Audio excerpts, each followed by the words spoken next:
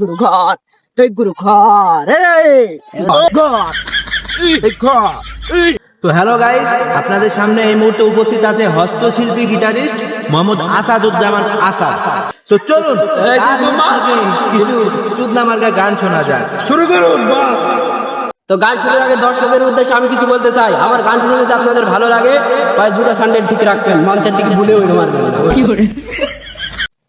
গুরু ঘর বানাইলা কি দিয়া গুরু ঘর গুরু ঘর গুরু ঘর বানাইলা কি দিয়া হাত জাল্লা কিছু নাই কেমনে তোমায় দেখতে পাই গুরু ঘর গুরু ঘর বানাইলা ঘর ঘর বাবা ঘর সেই ঘরেতে আমি ছাড়া আর থাকে না তো